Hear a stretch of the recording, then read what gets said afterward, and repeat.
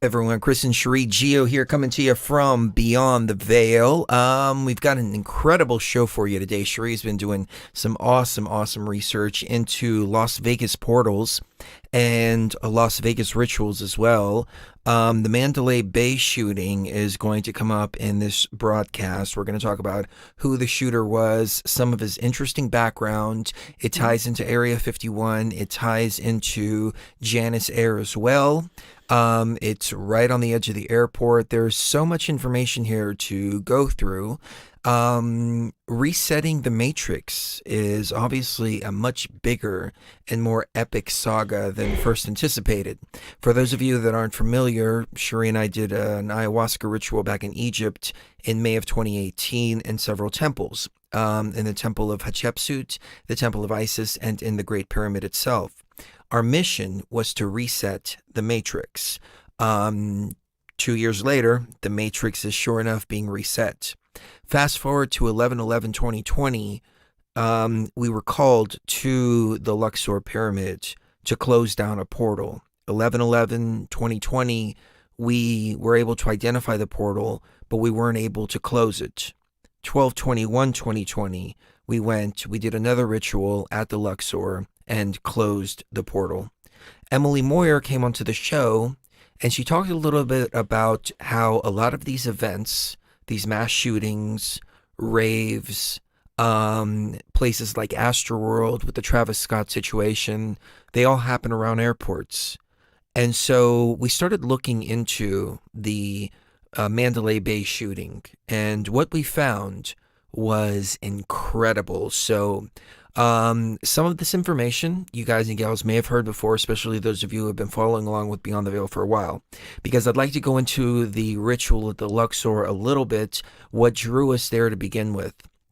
After we get into that, we're going to get into the Mandalay Bay shooting and postulate on whether that was the event that opened the portal or not. When you find out who Steve Paddock really was, who he was connected to, who he worked for, and all of his background, you are going to be blown away. Let's get into it. The sky's so far away tonight,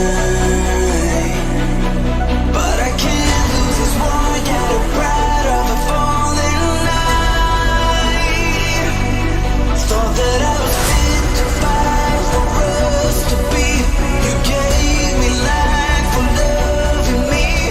Tell me, where did we go so wrong? Raw consciousness does not require a savior, but rather, raw consciousness requires only knowledge of oneself and the power to access it. Remember this, as we unlock an even greater gnosis from beyond the veil.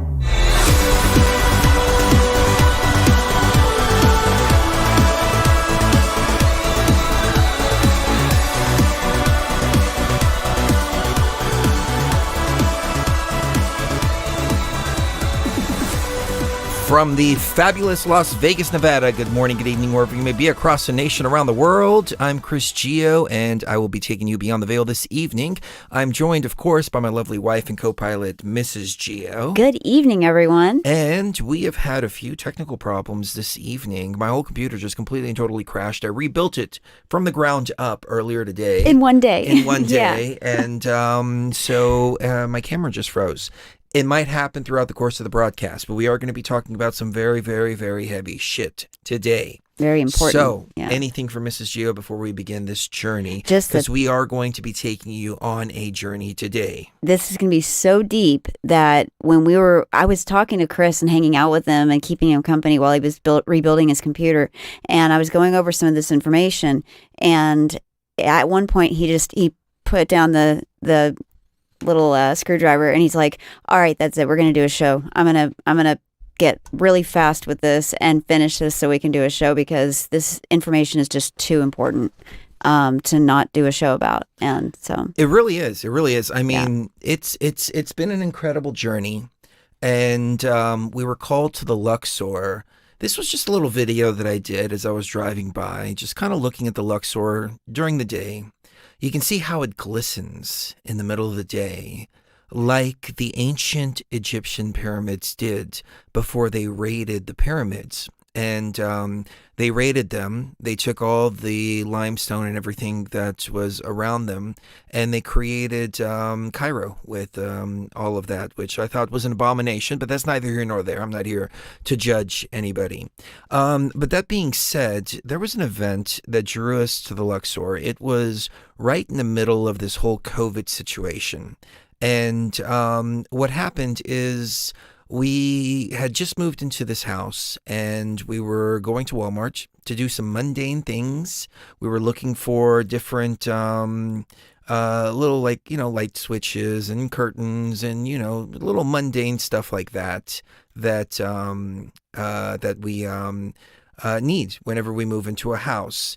And when we did, we found out that the Walmart closed at about 8 o'clock in the morning. And I'm sorry, not 8 o'clock in the morning, 8 o'clock evening, at night. yeah. I'm sorry. I had a video up on the screen and I don't have it up on the screen anymore. But anyways, I've got the video up on the screen now.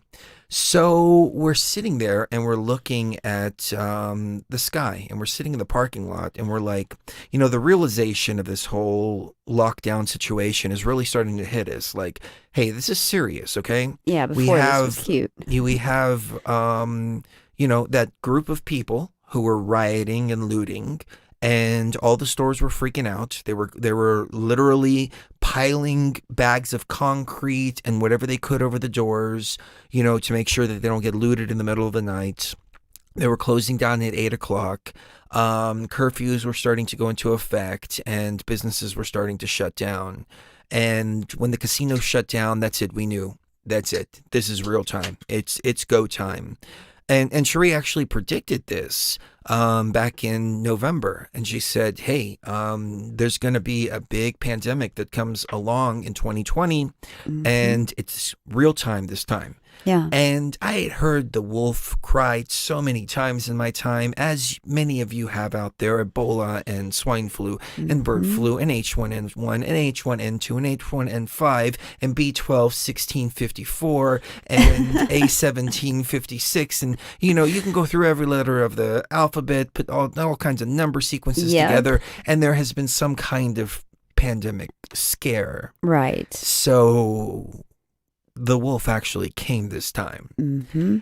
But what happened is, right around the same time, there was an astrological event, and that astrological event was Comet Ison.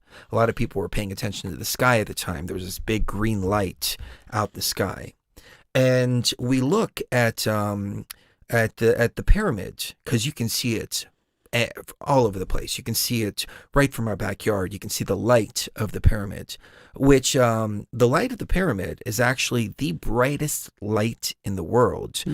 It's so bright that they actually had to turn the light off, or they had to turn the light down a quarter of the way because it was so bright. But airplanes use it to guide themselves to the airport, which is right across the street from the Luxor, right next door to Mandalay Bay. So we're sitting in the parking lot, and we're looking up at the sky, and we see this green ball, and it's right in the light of the Luxor. And when we go to the Luxor, we decide, let's go see what this green light is.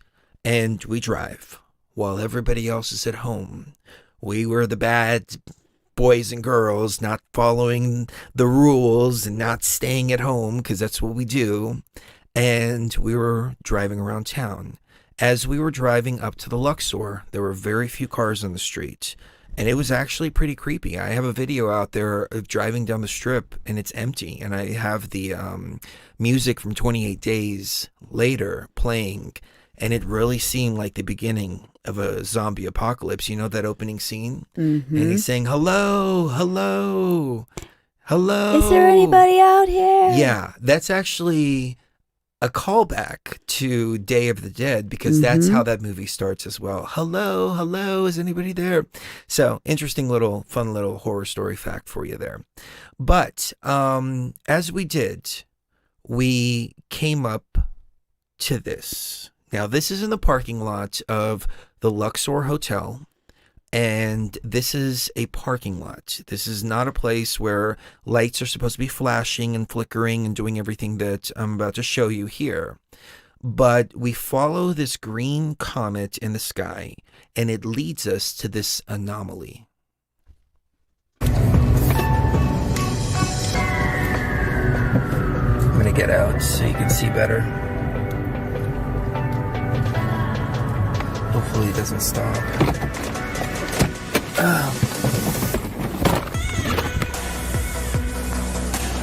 You know, we've been wanting to put this film together. Oh, and it was almost a full moon too. We've been wanting to put this film together, Resetting the Matrix, for quite some time. If you go to resettingthematrix.com, we've got a lot of raw footage from the Egypt Isn't trip. that crazy? And we haven't updated I've it just since like I'm not really 2018. certain about this But pyramid because I realized that this hotel, but epic as you can drama see, it is is much actually bigger than just Egypt. architecturally sound as far as everything goes. So yeah.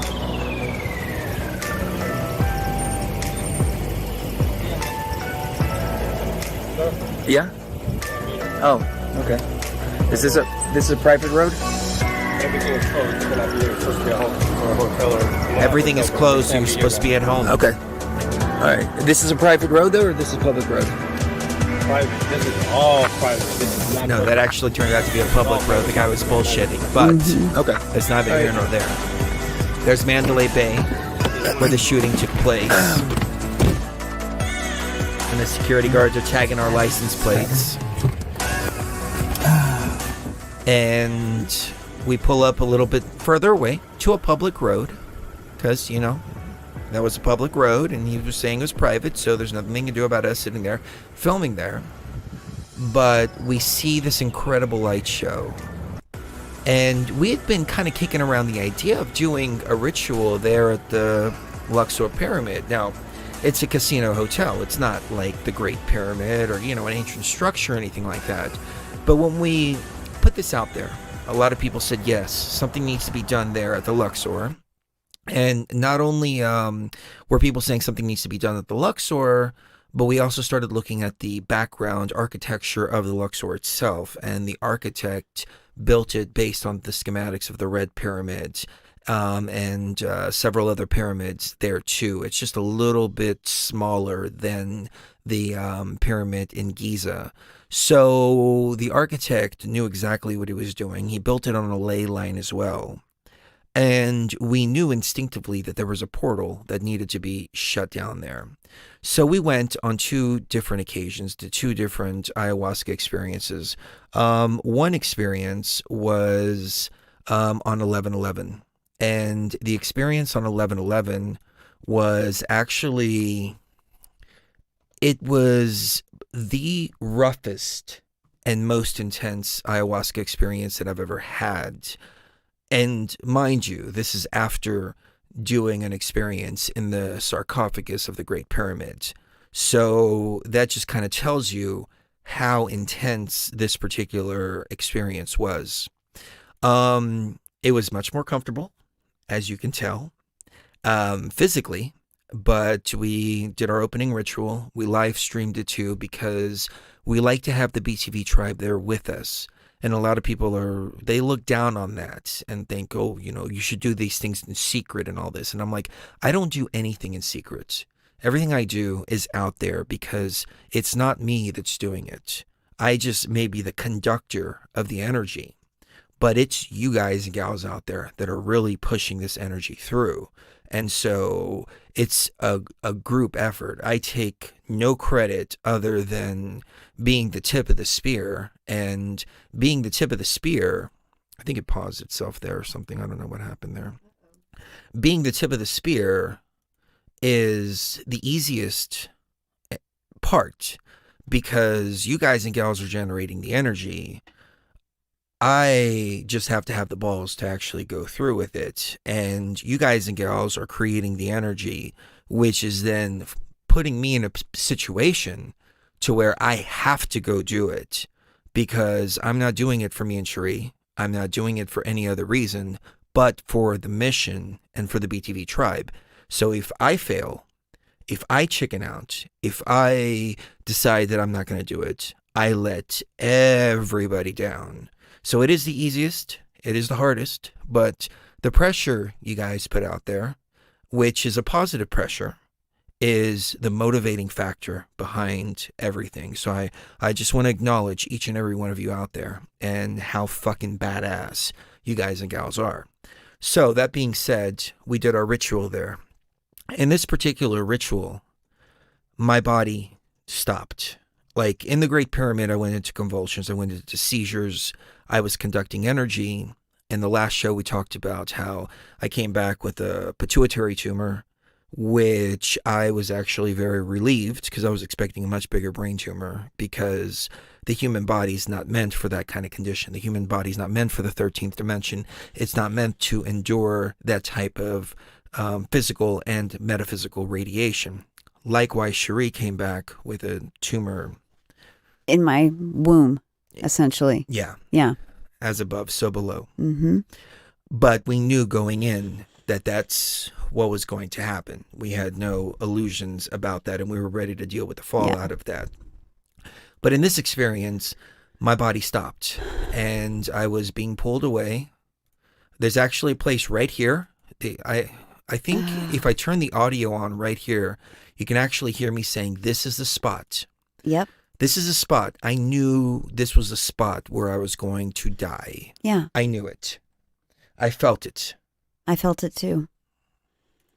We're going to nail it into the positive timeline.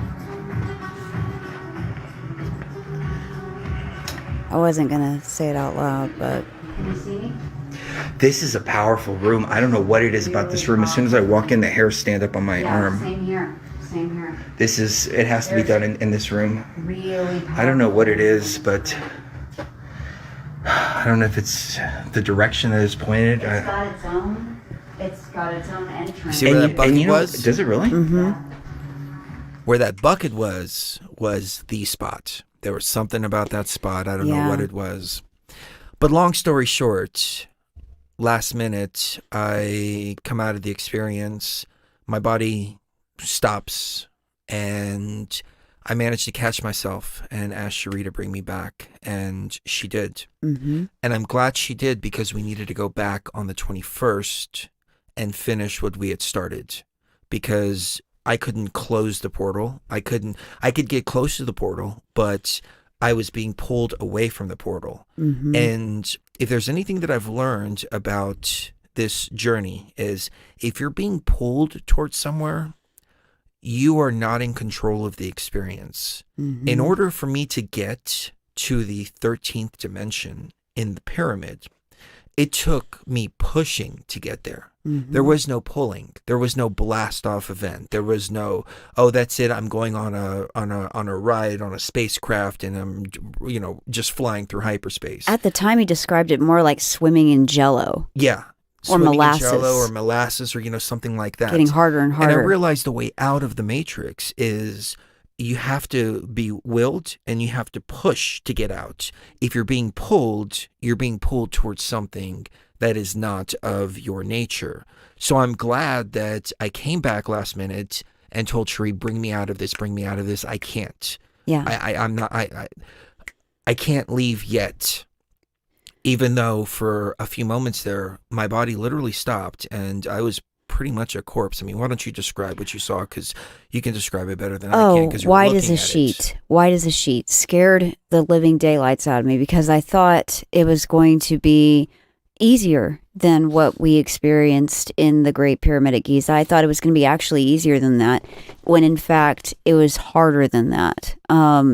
This time it was like trying to, instead of it just being a simple, matter of pulling that energy back to me, this time it was trying to do that while the wind is blowing at like hurricane level speed. And it was like this energetic wind that we were in almost a wind tunnel type of situation. And so it was very chaotic in there. And I told him, okay, well, I'm keeping you here with me. You're not going anywhere. And I had to at one point put my hands on his knees and bring him kind of back to me, because I looked at him and his face was so white that I thought he was dead at one point. And it was very, I was not reading any blood pressure. I was not reading any pulse or anything. And it started to really, I started to become very concerned that he wasn't coming back. And I started to think, okay, maybe this is it. Maybe he was right because when it's your time to go, it's your time to go, but it didn't feel like it was his time to go. It felt like something very wrong was happening. And so that's why I was trying to pull him back to me so, forcefully. And this was my 3D avatar here. Yeah, the and my 3D higher avatar. consciousness kind of coming to terms with what's going on, because I knew what was about to happen. I knew that this portal was pure darkness, and I knew that this was my exit. As soon as I drank that ayahuasca, I knew that the energies in the ethereal were going to be the roughest that I've ever encountered. But we were live streaming. Mm-hmm. You guys and gals were pushing the energy. I had no choice. I couldn't just say, no, that's it. Sorry, I'm going to think about myself and nobody else. No, you had to Oh, go. Danny. Oh, Danny, thank you. For the super chat. You are so sweet. Yes. You're gorgeous too. That being said, Sheree brought me out of the experience, and after that, I felt like we had done something wrong. Yeah. But in actual fact, as it turns out, as many people pointed out, it was a soul trap. Mm-hmm. And you guys and gals pulled me out of that. Mm-hmm. Thank you for that. And we managed to close the portal on top of that, on the Danny said it's always my 21st. favorite surprise to see when you guys are on YouTube. I get the notification. Love you, Chris and Sheree. P.S. Sheree, you're looking gorgeous as always. I said, "Aw, you're gorgeous too." She's looking super gorgeous. Aw, thank you. So are you. You're looking extra cute today. Well, thank you. It was. I feel a new light. Yeah. I feel a new light. I feel the new light within you too. I kind of reset a few things within myself. Had a few experiences lately. Did some work on myself. Got a little bit of new ink. Yeah. But it's not just ink. It's something. Wow, that's amazing. That is so beautiful. It's been my vision to shield the eye with Isis. Yeah, one of her symbols. So it's a shield. Mm-hmm. So I've got my shield finally. Mm-hmm. I just got it yesterday, and ever since it got put on, I'm just like on fire. So I'm loving it. It's gorgeous. I love it too. It's hard to show on camera. People are saying you've lost weight too. There you go. Well, thank you. I've been fluctuating. He's been working out really hard. So yeah, but she did an amazing job. I mean, I can't believe this. Like this, it looks like henna. I know it does. Our artist is She's so fantastic. She's the best. She is the best. And we were contemplating, because I talked about previously how there was like a little bit of drama, but I was like, man, she's the best, dude. And we went, and she was totally cool, and so she was a little apologetic too. Yeah, she was like, I know I was being an asshole. Yeah, it's like you could tell. I told her, I was like, you're better than that. She was like, I know. Yep. I'm like, all right, cool. So, my camera froze again. Oh no! I think this is going to happen. I think I need to. Do we need to restart something? Yeah. So I'm going to go ahead and put you on your camera. Okay. And then I'm going to fix my camera as you're talking. So take us away from there. Do you want me to talk about the Las Vegas shooting, or do you want me to cover the Luxor still? If there's anything more about the Luxor that you wanted to get into, go ahead. But I've got a map of Google Earth that I wanted to get into here in just a second. Okay. I just need to do some readjusting on my cameras first. Okay, take your time. I do that. One of the things that somebody said was, well, maybe things are messed up because you only went up instead of down when you guys did your rituals at the pyramids, and I think they're referring to all three of the pyramid experiences, the first one at the Great Pyramid at Giza, and the second and third at the Luxor.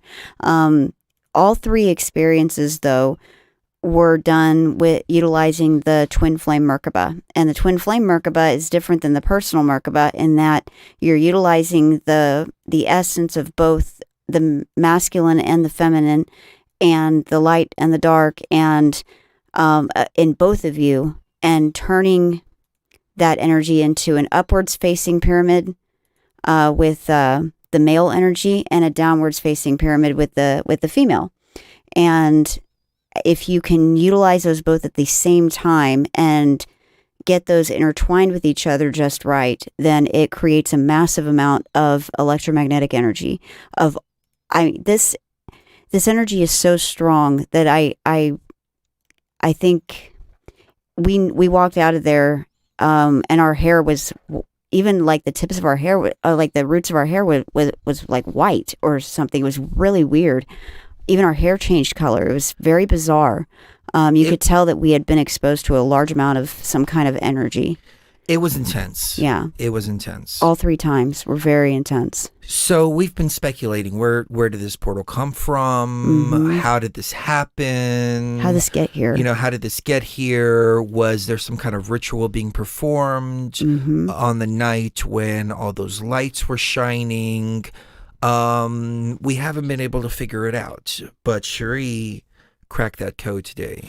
Cherie has been so spot on about everything astrologically. I mean, I need to stop doubting her, because she's been so spot on about everything. She said, February 1st, everything's going to change for you. Mm-hmm. And sure enough, like a lot of things that were a hindrance, all of a sudden just cleared themselves out of my sphere. Cleared themselves. Yesterday, yeah. As a matter of fact, as I was getting this done, which was kind of a symbol of, okay, I'm her warrior. That's what it's all about.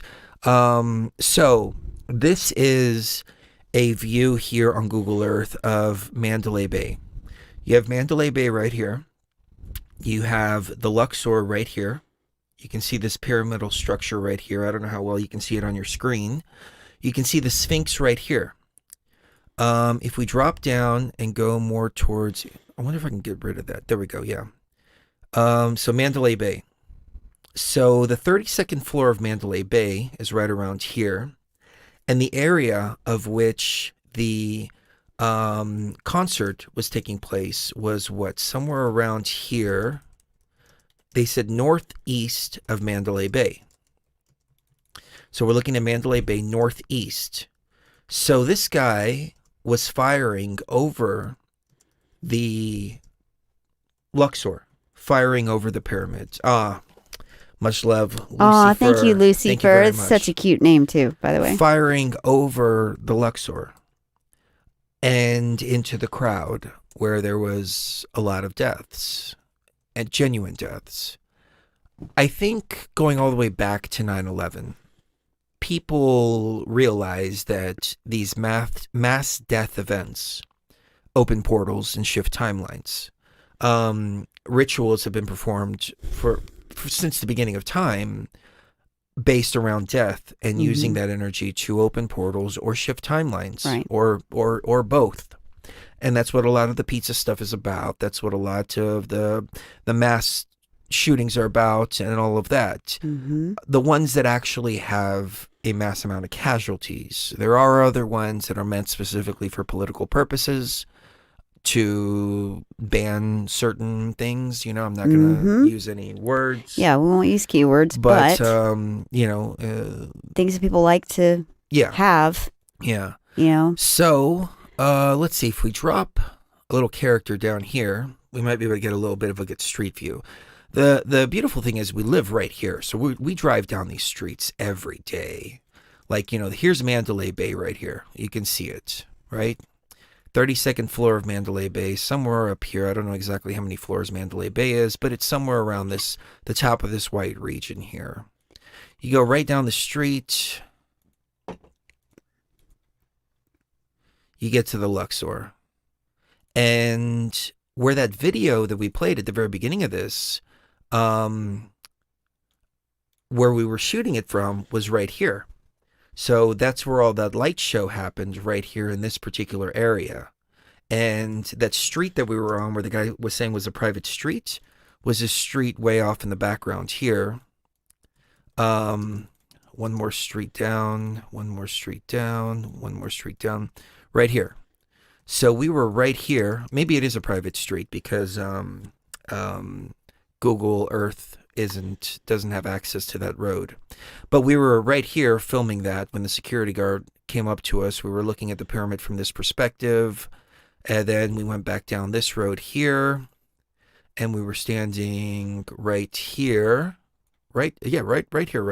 I mean, it was right there, It was but right I about don't there. think I can get that view. Let's see. Actually, I can. Yeah, we Yeah, were there standing you right go. here, watching all of these lights do this weird flickering pattern. Mm-hmm. And just in case anybody's wondering, there was no music playing at the time. I put that music in and I just threw it in over Vegas, on Vegas video, Vegas video. Uh-huh. Interesting. I threw it in on Vegas video, and it just happened to line up perfectly with the lights show. And I was like, oh, that's interesting. I just threw some background music to it.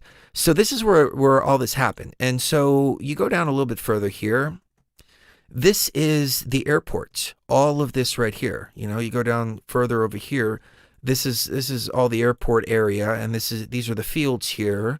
And I'm not quite clear as to exactly where it was, if it was in this field over here, which I think it was this field right here, or if it was the field across the street over there, but I'm willing to bet that it's right here in this field where the shooting took place, where the event happened.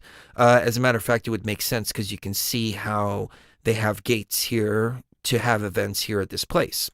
So Mandalay Bay's here, and the guy was shooting over the Sphinx and shooting into there. And we did our ritual at the pyramid right up here. And you can see they put that fucking Raiders thing on the Sphinx. I think that's so disrespectful. But anyways, Unbelievable. so we did our ritual right there at the very top. We were at one of the top floors. We couldn't get the very top floor, but we were like second to the top or third from the top, or, you know, something like that. So we were directed right towards where that portal was opened. And this is right on the border of the airport.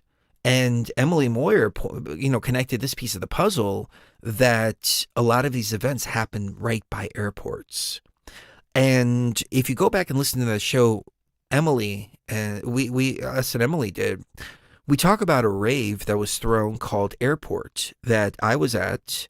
Many of my friends were at. My sister was at there with me, and I didn't even remember my sister being there with me, but my sister was like, yeah, dude, I was there with you. Emily was there, and a lot of us were there. And so Emily has been talking a lot about Project Kids. And we've talked about Project Kids in the past couple of shows in a couple different perspectives. And up to the last couple of weeks, when I think of Project Kid, I think of somebody like 11 from Stranger Things. You know, Stranger Things was actually based on the Montauk Project. The writers are very open about this. I don't mean to sound redundant, but during the eclipse in 2017 in August, amazing ayahuasca experience, saw an octopus-like creature coming out of the eclipse, trying to break into this dimension, dropping code into this dimension. October of 2017, Stranger Things 2 comes out, and it's about an octopus trying to break into this dimension. Coincidence? Maybe, maybe not. That being said, when I think of Project Kids, I think of people like 11. I think of people with different types of abilities and all these TOS tests. Some of us had testing that was done on us where we were actually taken out of school and tested upon. We're all looking for different types of personalities, sometimes psychic abilities, you know, things like that. However, I never considered the idea or possibility that they could also be looking for psychopaths. And the way this came up is that Dexter New Blood came out, which we talked about on the last show. And in the 8th season of Dexter, which I totally missed, because when last time we watched Dexter in full, it was like 2010, you know? And so we weren't as knowledgeable back then as we are now. But we watched season 8 of Dexter, and it's all about how the psychologist had trained Dexter to be a serial killer, live within society, and live by a certain code where he only goes after bad people. And as we were rewatching it, it hit me. Could the project kids are looking for also be the psychopaths? Could they be Manchurian candidates? I mean, sure, Manchurian candidate, yes. But what do you think of when you think of Manchurian candidates? You think of somebody who has a trigger word, who lives a normal life, doesn't even realize their program, trigger word, all of a sudden they turn into a completely different person, almost like they're possessed. They go out and they do something, and then, oh, it's weird. I just had a weird thought. In the movie The Naked Gun, I think it was, O.J. Simpson was in that movie. And there was a Manchurian candidate that went to go kill the president or something like that. I don't remember. But O.J. Simpson was in it. And O.J. Simpson turned out to kill Nicole Brown and get away with it, you know, all this. And anyways, it's a weird connection there. But they were talking about programming psychopaths to go out and kill people. And some of them could potentially be completely conscious and aware of what they're doing rather than a Manchurian candidate type of situation. And that really got us really thinking in a completely different dynamic as to the multidimensional nature of the idea of Project Kids and what happens to Project Kids when they grow up. So we looked at this guy, Steve Paddock. And I think I've talked enough. So Steve Paddock, interestingly enough, now Steve Paddock is the name of a guy from Goddard Space Flight Center, Greenbelt, Maryland. There was an article written in 1993 that came out saying NASA administrator announced possible return mission to Mars. Announced the establishment of a study team at the Jet Propulsion Laboratory to explore possibilities for a return mission to Mars to recover some of the scientific objectives of the Mars Observer mission if communications with that spacecraft cannot be reestablished. And then members of the study team currently include Steve Paddock, Goddard Space Flight Center, Greenbelt, Maryland. So when you look into this man's history, this indeed was the same guy. This is the same guy. There is no denial that this is the same man. There's just no comment at all from the NASA community about this, from JPL. Everybody's just quietly acknowledging, yeah, he worked for us, yeah.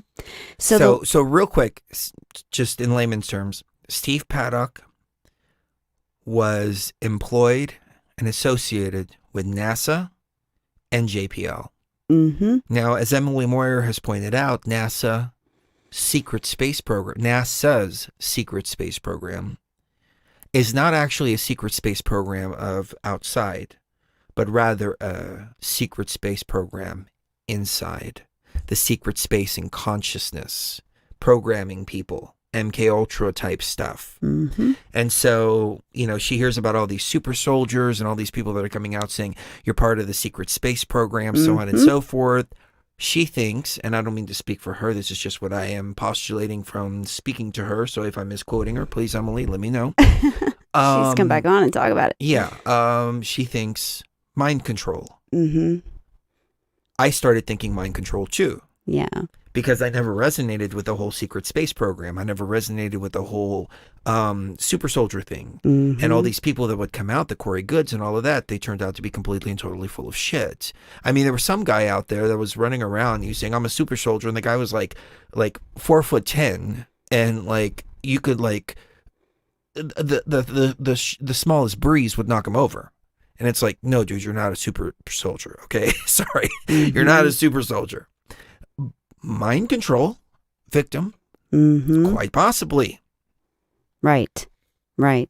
So, according to the official story, Paddock worked as a letter carrier for the USPS from 1975 to 1978. Oh, I'm sorry, I don't mean to interrupt, go ahead. But, if you have any links that I can put on the screen, Yes. please drop them in Skype, Please. and I will shut up now.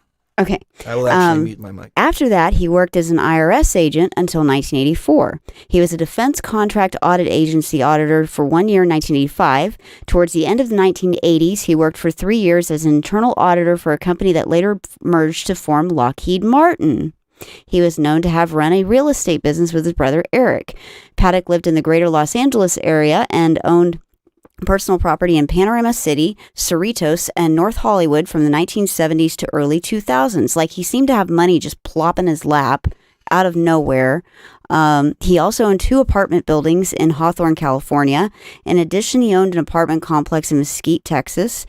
He was worth at least $2 million when he sold off the real estate business. Among his most profitable investments was an apartment complex purchased in 2004, which gave him more than $500,000 in annual income by 2011. So he was also an avid gambler, and although the extent to which he profited from it is not clear, his reported gambling winnings might have been substantial. He was sometimes seen in high-limit rooms, but he was not well known among high-stakes gamblers in Las Vegas and was not considered a whale high roller by the casinos. I actually saw a video, if I can interject Go real ahead, quick, please. where they were discussing this guy. They didn't mention any of his JPL connections. They didn't mention any of his NASA connections. All they said is that on the night of, he was allowed to use the service elevator to bring up multiple bags, and he was seen throughout the night playing high-stakes blackjack. And he spent most of the night, he stayed there for like 3 or 4 days. He spent most of the nights just gambling. And they just thought he was just a regular gambler. But he was using the service elevator to bring up all these bags with all his weapons. Right. And So he was allowed he to. was basically just running around just gambling just like anybody else. He didn't stick out whatsoever. No. And as a matter of fact, they knew him so much so that they comped his rooms, which were about 550, give or take, a night. Right. He was such a high stakes gambler that they comped his rooms. That's what you get if you're a high stakes gambler like that. They will comp your rooms. They will comp your you get hookers. really they will comp nice your perks. blow. They will comp your everything. Oh, yeah. Yeah. His game of choice actually was video poker, which he had played for over 25 years. He usually gambled after dark, listen to this, and slept during the day. He disliked being out in the sun. He was married and divorced twice. He was first married from 1977 to 1979, blah, blah, blah. So it goes on to talk about the shooting and everything in the official narrative. On the night of October 1st, 2017, starting at 10:05 p.m., he fired more than 1,000 rounds from his hotel room 32135 at the Mandalay Bay Hotel and Casino, onto a large crowd of concert goers at the Route 91 Harvest Music Festival. The Harvest Music Festival. Think about that, ladies and gentlemen. What did we just talk about? We just did a show called The Great Harvest. Just did it 2 days Talking about ago. the Law of One, talking about how everything is leading up to a soul harvest. Now they're going to perform these rituals during the harvest. If that's not in your face, I don't know what it is. Right. After what we saw with the whole thing in Houston with that concert there, after I saw what happened there, then I started to understand how these rituals work. Somebody said this portal was already there in 2017 when this happened. Yes, it was there before, and we're going to go into how it got there in just a few minutes. But before that, I will say the portal has to be activated, and it's activated with usually blood. It's usually blood that provides the energy to turn it on. Essentially, you have to turn the machine on in order to use it. And so from 2017 to 2020, when we shut it down, they were using that repeatedly, I think. And that whenever they were using it, they'd turn it on and you'd see the lights flickering. And that's them turning it on and using it for something. I don't know what they're using it for. Are they bringing entities in? Are they going somewhere? I don't know. But they're using these portals for something. And so this shooting ended up killing 61 people in total. It only killed 59 at first, And then 2 people died from the last 3 years. 2 people have died from their injuries, and wounding So- 867 other people. I don't mean to divert, but That's a lot of blood. I thought the portal was directly under the Luxor. And what is directly under the Luxor physically? The human body exhibits. Oh. Now, these are real human bodies. These are cadavers that have been cut open and they're put on display. That's disgusting. And people will go there and look at the human anatomy. And they have these corpses. These are real. These are real. These aren't replicas. In different positions like baseball. Different poses. I can't even look at it. It's something hurts me. that when I saw, I was like, why would they have this at the bottom of the Luxor? Now, what comes to mind when you think of this? You think of the traffic. Mm-hmm. I'm just going to use it as traffic. Yep. You think of tunnels, perhaps, Organs. gateways, organs, Mm-hmm. the Harvest Festival, Yep. concerning Mhm. organs. Mm-hmm. I'm talking about the instruments here for the Yep. sensors out there. Yep. What they play in churches. Right. But this is at the bottom of the Luxor. Yeah. Look at that. That is a horrifying scene. That's terrible. Right out of the first season of Dexter, as a matter Please of don't fact. let them do that to my body. The first season of Dexter, remember? The ice truck killer? Just burn it. He chops up the bodies, he wraps them up in pieces and puts them under a Christmas present. Oh, thank you, Toth. Toth. Thank Appreciate you. you guys so much. Much love, fam. Much love to brother. you. Thank you. Yeah, I'm going to have to Much get love. mine done. Yes. So Somebody said they're probably Falun Gong prisoners of conscience. They might be. it very well could They be. might be. I mean, look at this. Look at this one here. Oh, This is one body sliced up into so many. This is supposed to be a science exhibit, right? And I can see it does have some scientific value. But you have to go to grad school to be able to Yeah. stomach this kind of stuff. You don't just go on a weekend trip to Las Vegas to go gamble and also see some dead bodies in the process. yeah. Look at this. Look at the positions they have them in. And this is under the Luxor pyramid in Las Vegas, Nevada. This is under the hotel where we did that ritual to try to close what we knew was some kind of portal that was being used for nefarious purposes. Bodies the exhibition. Exhibition. Bodies, the exhibition. Bodies the exhibition offers an intimate and informative view into the human body, usually an innovative preservation process. The exhibition allows visitors to see the human body's inner beauty in education and awe-inspiring ways. Actual human bodies and specimens meticulously dissected and respectfully displayed offer an unprecedented and wholly unique view into our amazing bodies. Come Holy? explore, experience, and celebrate the wonder of the human body at the Bodies, the exhibition. They just called it a holy celebration.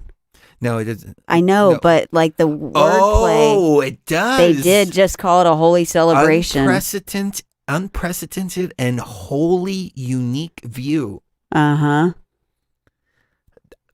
I Uh-huh. didn't even catch that. I heard you say it and I was like, holy. That's not holy, that's unholy. I didn't even catch that. That's disgusting. That's like vampire.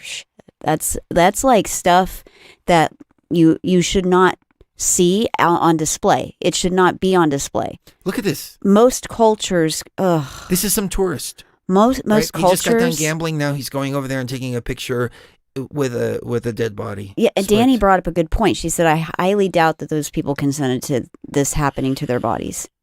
And I have a serious problem with that. I do too. I can't even look at it because it's grotesque. It's not just grotesque. It's sad. It makes my heart sad. From a scientific perspective, I understand this. However, from a tourist perspective, look at this. You bring children there. You know, I would not take my child this there. is the stuff that's supposed to make you cringe. Yeah. This is the stuff that we are naturally wired to want to be away from. You know, you see a rotting body, it's a sign, get away from it because it's rotting, it's going to have diseases, it's going to have maggots, it's going to have all that because it's decomposing. Yeah, you're not We're supposed to like naturally it. wired for that. Yeah. But going in here and looking at this kind of stuff and enjoying looking at this, what kind of energy is generated as this is happening? And this is happening under the Luxor. Death energy. Of course, we Mhm. would think that the portal and dark energy is coming from there. And I think it's contributing to it. It's part of it. But it actually, oh my God, look at that. That was disgusting. Is that like a face, I guess, without the skin? Yeah. I don't think nobody would consent to this. I don't think anybody consented to have this done to their bodies. I think they maybe donated their body to science, but they didn't think that this was going to be what happened to them. This bottom one here is a child. It's mocking humans. It's mocking them. Well, what's this guy doing here on the screen? Mocking him. It's poking fun. I mean, this is somebody's This is somebody's This daughter. is somebody's body. This is somebody's daughter. This is somebody's son. I mean,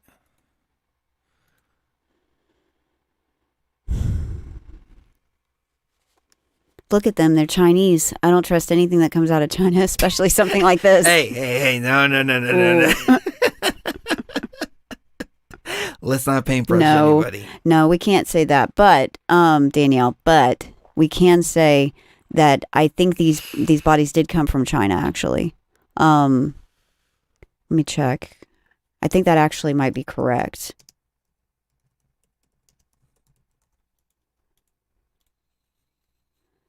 Oh, they have elephants and giraffes too. Yeah, they have animals too, but isn't that... Look at this.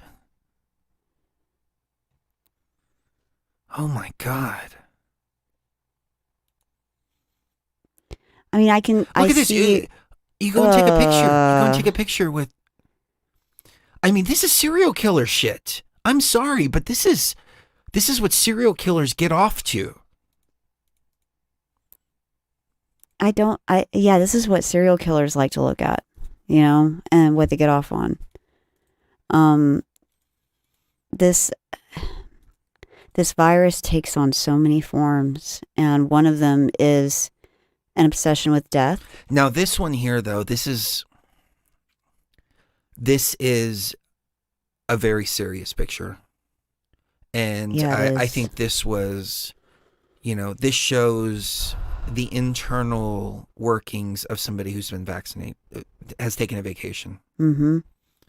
They have less than half a brain. All right, I could be morbidly humorous too. Wow, that's awful. All right. Anyways, Seriously though, I love don't know you, Danny. Didn't where mean to they call came you from. out like that, not at all. But I don't want to paintbrush anybody Yeah, we can't Yeah. paintbrush people. because I love Chinese people. Yeah, I really do. especially people that are. Well, no, it's not that. They solve all of our complex mathematical equations for us. That's horrible. I was watching this Chinese comic the other day. Remember that guy? And he's like, y'all think we love math. And it's like, y'all don't love math? Like, like we do math and everything. Like everything is math. Like, we just like do math in our heads. Like I'm telling these jokes right now and I have mathematical equations going through my head right now. It's like, y'all don't think like that here in America? That's funny. I love it. My favorite thing is when people can poke fun at their own stereotypes. There was another Indian comedian and he's like, he walks in and he's like, guys, I know the Indian accent is not cool. Okay. We all know this. Okay. It's like you walk into Home Depot. It's like, excuse me, I'm looking for paint. And we know that what you're doing is, you're like, hey, that guy's looking for paint. Yeah, he's looking for paint. He's like, we don't think that the Indian accent is like so suave, okay? It's not like, hey man, aren't we so cool? We're going to get all the bitches tonight. I fucking love that shit. But anyways. So originally located at the Tropicana, actually, Bodies is now at the Luxor in a space specially designed for the exhibition. It was a space that was specially designed for it. I wonder when they moved it in. As with all the exhibits, the cadavers are maintained by a liquid silicone process called polymer preservation, similar to the vacation. The exhibition also provides information on human skeletal, muscular, respiratory, and circulatory systems, blah, blah, blah. This guy is the guy that runs it. His name is Glover. So I'm going to look him up and try to figure out where these bodies came from. That's a really good question, though, Danny. And she said, when I say China, I mean the CCP. Of course. Mental abuse. The CCP is okay to pick on, I think, because they're not human; they're vampires. Right. You'd have to be to want a world like this. Where, you know, do they look like psychos? Little kids. They were vampires. Psychos do not rig the 2020 election. Vampires rig the 2020 election. Sorry. Yep. Anybody seen From Dusk Till Dawn? You know what I'm talking about. So the back to the shooting. And that's a flag, and that's a flag, and that's a flag. Sorry. No, I was talking about me. Oh, I was reading the. Let's see. Okay, so apparently, his arsenal included a large quantity of ammunition. So I don't understand how he could pull off all of this by himself. That it doesn't make sense. And then get this. At the very end of it, I'll tell you why I think this is complete nonsense. They included after Paddock killed himself. Paddock meticulously planned the attack. On September 25th, 6 days before the shooting, he checked into the hotel with 10 shooting range bags and a computer. On September 29th, he moved into an additional suite, 32134, connected to the first one. Both rooms overlooked the festival grounds. He stayed in both in the days leading up to the shooting. After Paddock killed himself, the police found 23 rifles and 1 handgun inside of his rooms. They included 14 .223 caliber AR-15 type rifles, 8 .308 AR-10s, 1 .308 caliber Ruger, and a Ruger bolt-action rifle, and 1 .38 caliber Smith & Wesson Model 342. All very expensive, according to a law enforcement source. His arsenal included a large quantity of ammunition and special high-capacity magazines holding up to 100 cartridges each. Some of the rifles were resting on bipods and were equipped with high-tech telescopic sights. All 14 AR-15 type rifles were outfitted with bump stocks that allow semi-automatics to fire rapidly, simulating fully automatic gunfire. So, in other words, he could set it up to just shoot and be like the doll thing in Squid Game, where it's lasering in on people and shooting them. That's pretty high tech for anyone, especially just one guy that is apparently really into gambling, really into video poker. At some point during the attack on the concert goers, Paddock, who had placed a baby monitor camera on a service cart outside his room, fired about 35 rounds through his door. The shots wounded approaching hotel security guard Jesus Campos. The unarmed Campos had attempted to enter the 32nd floor first at 9... Whoa, hold on. Jesus Campos. Jesus Campos. Jesus Camp. Jesus Camp. Mm-hmm. The unarmed Campos had attempted to enter the 32nd floor first at 9:59 p.m. on an unrelated matter, but he found the door to the hallway screwed shut by Paddock. So he screwed the hallway doors shut so they couldn't get in. At 10:05 p.m., Paddock began firing hundreds of rounds in rapid succession at the crowd below. He initially started off with a few single gunshots before firing in prolonged bursts.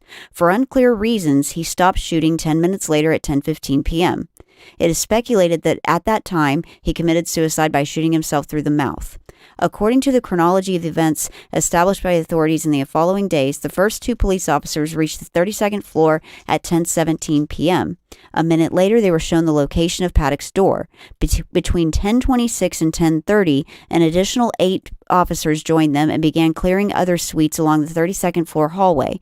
At 10:55 p.m., 8 SWAT team members entered the 32nd floor through the second stairwell nearest to Paddock's suite. Once all the other rooms on the floor had been cleared at 11:20 p.m., more than an hour after the first 2 officers arrived and 65 minutes after Paddock had ceased firing, the police finally breached his door with an explosive charge and entered the room. Paddock was found dead inside his suite from a self-inflicted gunshot to the head. Apparently, right before he shot himself, somehow he made a hard drive disappear. He made his computer hard drive disappear. Poof. Can I just Into point thin air. Can I point something out real quick? Yeah. Do you see all these men? Look over here. You see these 2 women? Right here?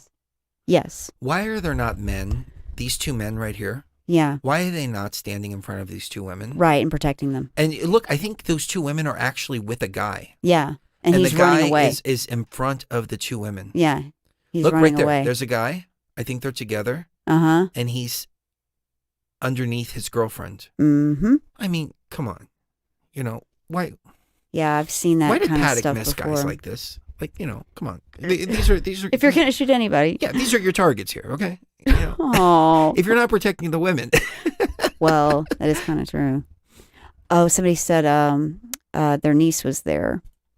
Oh, I'm sorry to hear that. Yeah, me too. I'm glad. I hope that she's okay. Yeah. I'm assuming that she is, and I'm glad that she's okay. There are too many holes in this story, though, and one of them is that the laptop is missing its hard drive. Apparently removed the device before killing himself. Let me send you the link for this, because you have to see this to believe it.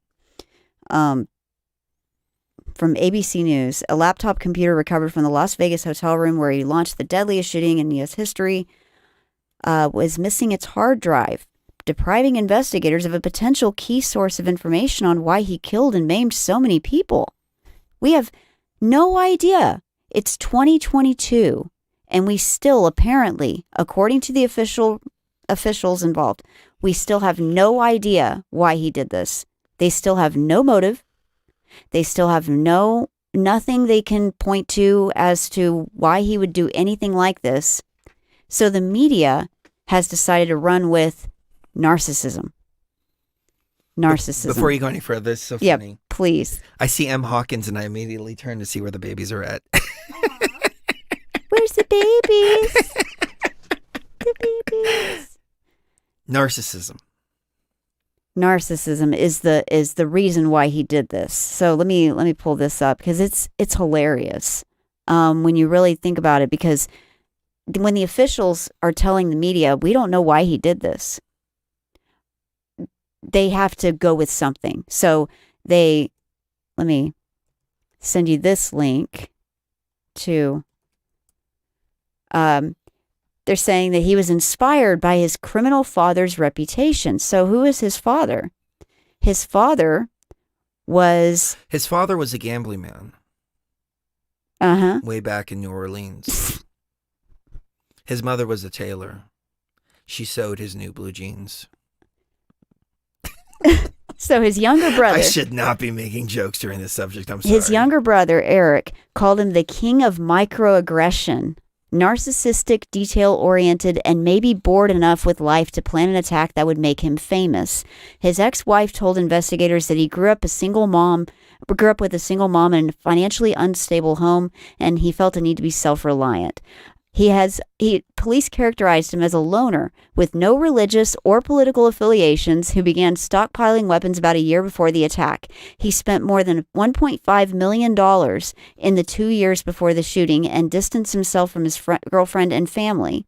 He sent his girlfriend to visit her family in the Philippines 2 weeks before the attack and wired her $150,000 while she was there. He complained that he was sick, and doctors told him he had a chemical imbalance and could not cure him. Danley, his girlfriend, told investigators that he often told her, "Your God doesn't love me." Like they were saying everything from he's narcissist to he's an atheist to he just wants the fame and recognition of doing this. But I don't believe that, because he wouldn't have committed suicide if that were the case. If he wanted the fame and all of that, then he would have wanted the show trial and all of the recognition that all these serial killers get whenever they're brought in. He would not have killed himself. So that's one hole in the story to add to all these other holes. So press 1 if you think the Vegas shooting was real. Press 2. I don't know. What do you think, Twin? Keep it going for just a Okay.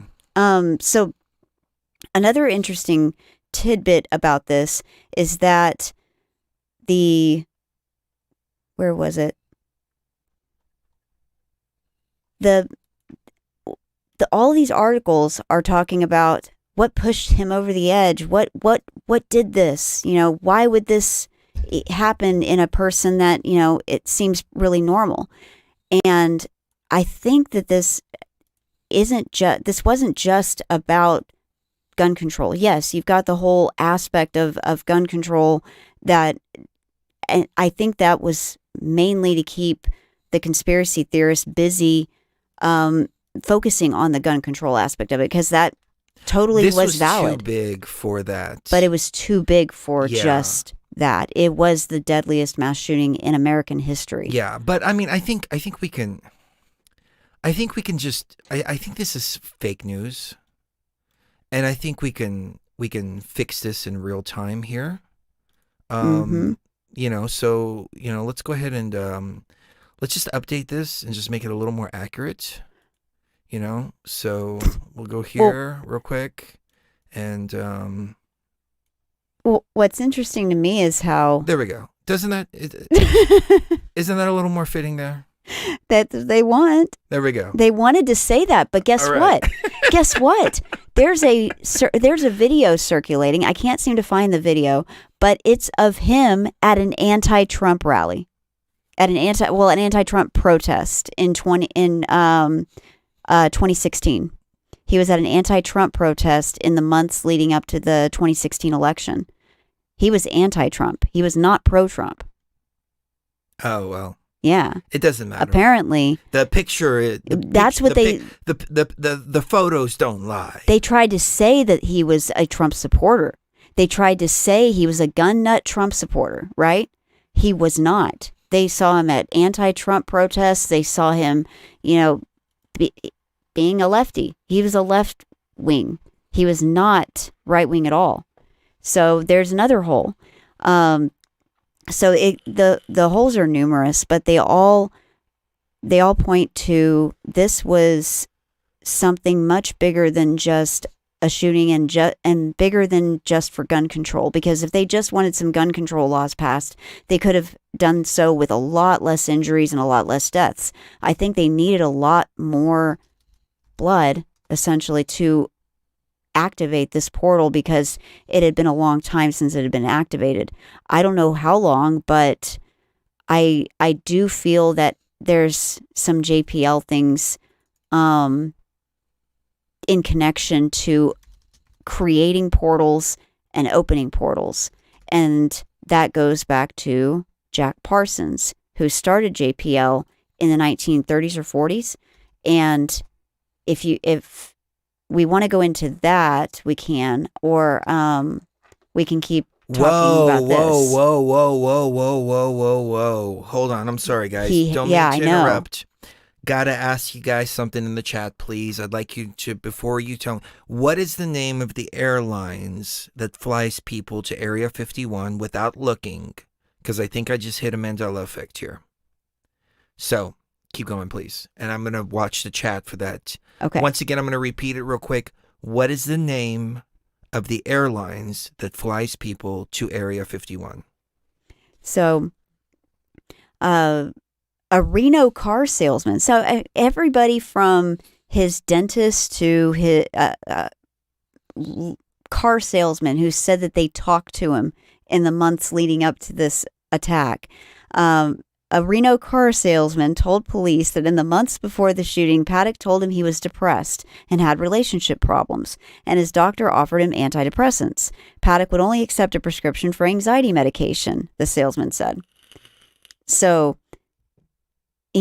there's another thing. If, it's even saying, certain people that are like, hey, I don't really want to go on something that I have to take forever. I just, want to be able to take something if I, feel like I need to every once in a while.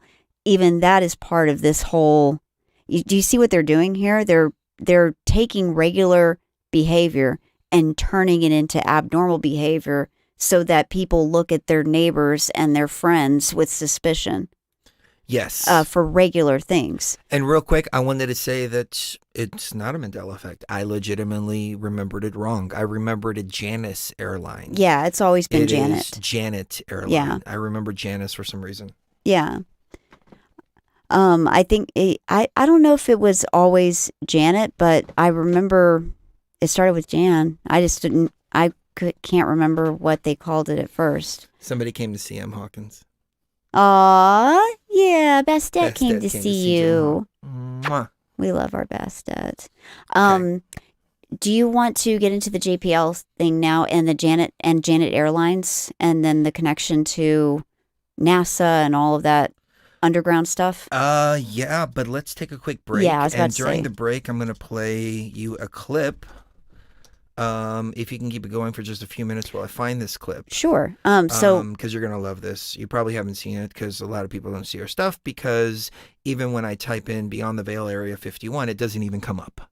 Yeah. So, YouTube. With stories like this, I dig out my timelines. I love my timelines because I have probably hundreds and or if not thousands of these files where it's a certain set of years or a certain year that I focus in on, and I even categorize things according to what kind of story it is. And as I'm looking through things having to do with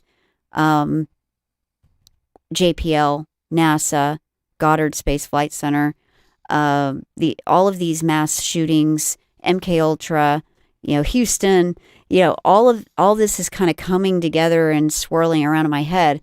And now I have finally something to kind of grab onto to pull in Aleister Crowley and Jack Parsons and Scientology and L. Ron Hubbard and all of these interesting and weird things that we love to talk about here on Beyond the Veil. So we are going to get into the esoteric part of this. This Yes. is probably going to get cut here on YouTube. However, if you're watching live, we're going to keep it going. If you're watching on the replay, don't forget to go to patreon.com/BTV Tribe. That is where you will find the rest of the show. And we're going to get into the deep BTV Tribe exclusive stuff, tying it into Jack Parsons, tying it into Aleister Crowley. And despite popular opinion out there, we are not Crowleyites at all. Or Thelemites or any of that. Ortholemites or any of that. Not at all. That being said, the clip that I'm going to play for you is when Cherie and I ventured to Area 51 with the babies. Yes, we did. We had the babies with us. Yes, we did. And no, we didn't have the babies with us. We dropped the babies off at the Little Alien. Oh, that's Remember? right. 'Cause We we had- left him at the Little we Alien. had two cars. We drove my car and we drove your old car. Yeah. And we had the babies in the back, Mm-hmm. and they were in their little carrier, and we had an actually pretty big carrier. It was very Yeah, it comfortable was a for 'em. really big carrier. Yeah, and we drove from Washington to Las Vegas to move, and there was no way that we were going to pass up going to Area 51. It was a little bit out of the way, but we went to the Little Alien, and we were going to stay there, but we decided not to and just keep on trekking to Las Vegas. Mm-hmm. But in the middle of the night, we go up to Area 51. It was pretty cool. Cherie was a little scared. I was a little scared too. Were you? Okay, I'm glad to hear I wasn't the only one. No, it's a 'Cause creepy road. It I was mean, a creepy road. You go down